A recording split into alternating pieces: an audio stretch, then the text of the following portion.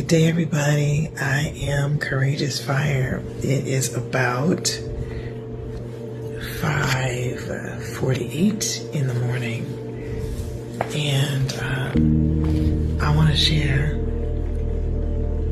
this book with you this morning. It's probably showing us backwards in your screen, but it's called Rest is Resistance, and it's a manifesto that is written by Tricia Hersey, who is known as the Nap Bishop. And I want to share this,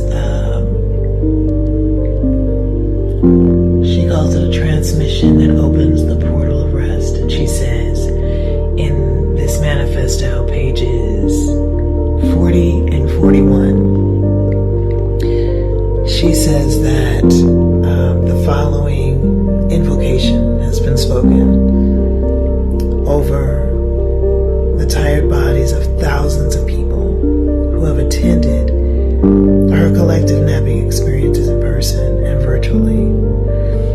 And the reason why this book, I don't even remember who told me about it, but bless their whole souls for telling me about it. If you've been following me, you know that I was a person who didn't know anything about freedom because I didn't realize I had lived my entire life under the shadow and the grip of abuse. And so once I started uncovering that and seeing certain levels of freedom from that, I got so hungry, and the rest of my life I've been hungry. Like, what new freedom can I have? And so one of the ultimate abuse and oppression systems is colonization. And so, having been a person who was born and raised in the United States as a black person, as a black female, all I knew was living under systems of oppression and abuse. And so, understanding that colonization, one of the biggest things that it does is it always brings capitalism. And the reason why is because that is a form of bondage. If I can get you to buy into the concept that it is admirable to grind yourself down and diminish yourself to be a melded part of a conglomerate that earns money for a few, earns riches for a few, but then just takes the lives and sanity of everyone else who contributes to it, the more people I can get to buy into that concept, the more people that I have to grind themselves and meld themselves into the conglomerate that I'm benefiting from, because I am part of that small percentage of people who are getting rich from that system. And so the minute, people have talked so much since this administration came in the United States about protesting. You do not have to risk your body for protest. On the contrary, you can protest by resisting capitalism's grind. Its mindset, its overtaking that it does of your body, your mind, your spirit, your ideas, your creativity, your individuality. And so whenever you see this, I hope it's morning, I have a sage incense lit in the room, and the lighting is dim on purpose.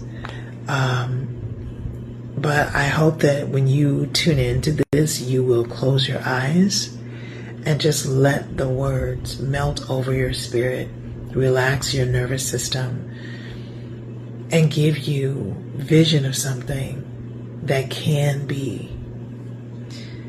So I'm going to share her transmission that opens the portal of rest, because as you read this book, which is easy to get on Amazon, when you read this book, you will discover that there is so much creativity that happens in the dream space. And so she talks so much about resting, because that's not only where we refurbish our bodies, but it's where we rejuvenate that creative part of our spirit.